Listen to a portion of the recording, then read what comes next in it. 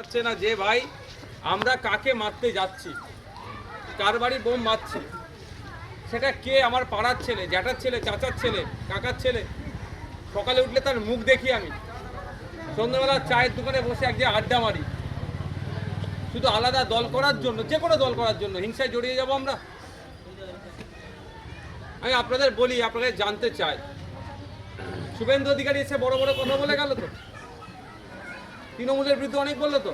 কোনোদিন শুভেন্দু অধিকারীর গায়ে হাত তুলেছে কেউ দেখেছেন? মমতা ব্যানার্জি, অভিষেক ব্যানার্জি হয়েছে কোনোদিন? ফিরহাদ হাকিম সাহেব আসলেন, অনেক গল্প শুনিয়ে গেলেন, অনেক বড় বড় কথা বললেন। মোহাম্মদ সেলিম সাহেব ফিরহাদ হাকিম কোনোদিন মারপিট করেছে দেখেছেন? বলেন, আপনারা দেখেছেন? তাহলে মারপিট আমরা কারা করছি? বুথের লোকেরা। তারা এসি রুমে বসে চা খাচ্ছে, আর আমরা আমার পাড়ার ভাইকে, ভাতিজাকে, আমার ভাগ্নিকে বোম ছুঁড়ে মারছি আমরা। আমাদের এটা মনে কবে আসবে যে নেতারা তো মাইকে ভাষণ দিচ্ছে, মিডিয়াতে ভাষণ দিচ্ছে, লড়াই করছে তারা মিডিয়ার মাধ্যমে, আমরা কেন হাতাহাতি লড়াই করব? আপনার একটা কথা বলি, তামান্না শেখ, টাইটেল কি? শেখ তামান্না খাতুন মারা গেল, গ্রেফতার হলো কে? শেখ কালু। আরো গ্রেফতার হবে, জেলে পৌঁছবে শেখ।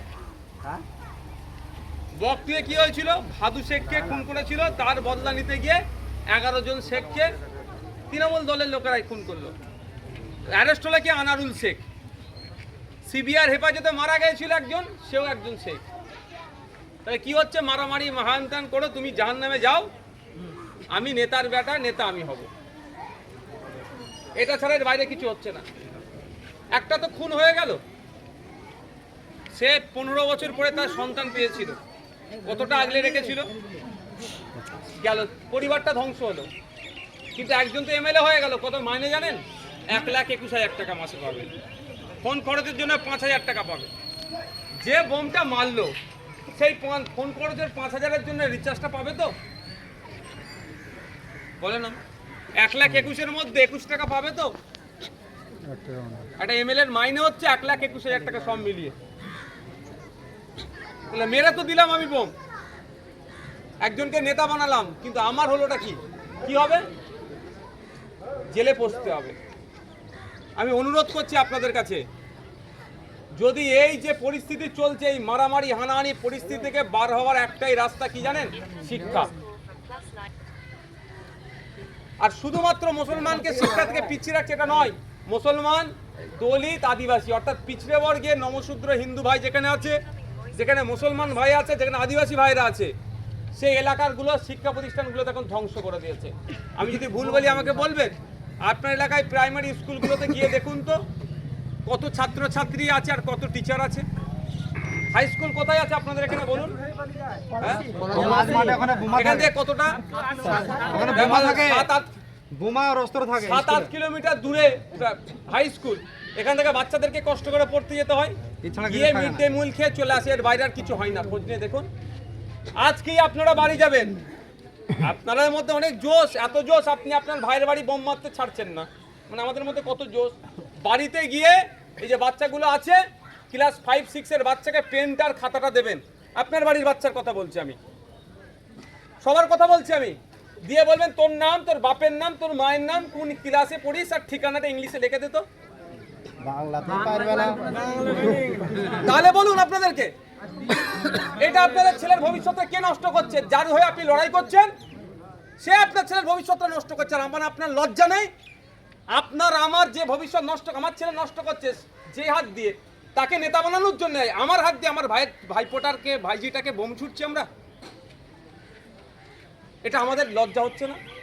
ক্লাস 4-এর বাচ্চাকে বাড়িতে যান, গিয়ে অনুশীলন 1 নম্বর অনুশীলনের অঙ্কের বইটা খুলে দেন, গণিতের বইটা খুলে দিয়ে বলেন আজকে অঙ্কের অঙ্কটা করে দিতে। আমি আপনাদের বলে যাচ্ছি, যদি 100টা ছেলেকে ট্রাই করবে, 90টা ছেলে ফেল করবে।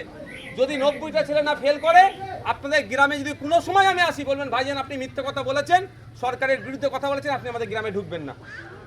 পরীক্ষা করে দেখবেন যে যার ভাইপোগুলোকে। যে তৃণমূল করেন তাকেও বলছি পরীক্ষা করবেন, আর যে তৃণমূলের বিরোধী তাকেও বলছি পরীক্ষা করবেন।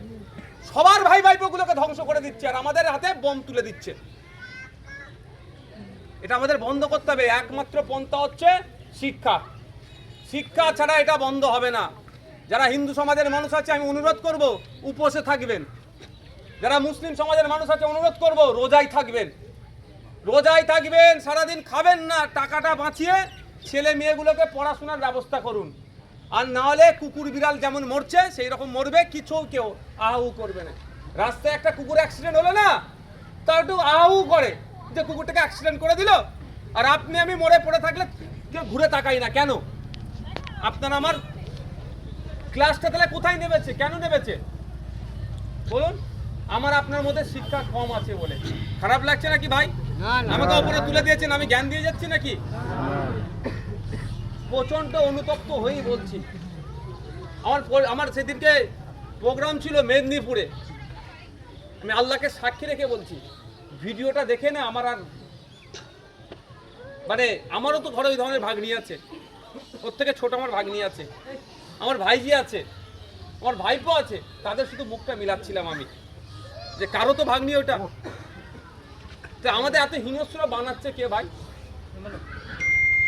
আমরা এত হিংস্র ছিলাম না তো, ছিলাম কি আমরা? আমাদের এত হিংস্র বানাচ্ছে কারা? রাজনীতি কারবারিরা। তারা জিতবে 3.5 লাখ টাকা মাসে মাইনে পাবে এমপি হয়ে, তারা জিতবে এমএলএ হবে 1,21,000 টাকা মাসে মাইনে পাবে। তাদের জন্য আমি আমার ভাইজিকে ছাড়ছি না। একটু আমাদেরকে ভাবতে হবে। আমি অনুরোধ করছি, এই গ্রামের কথা আমি এই কদিনে অনেক শুনতে পেয়েছি, আমি অনুরোধ করছি চোখের বদলে চোখ নেওয়ার যেন কেউ আর চিন্তা ভাবনা করবেন না। তাহলে কি হবে বলুন তো? গ্রামের মানুষই অন্ধ হয়ে যাবে।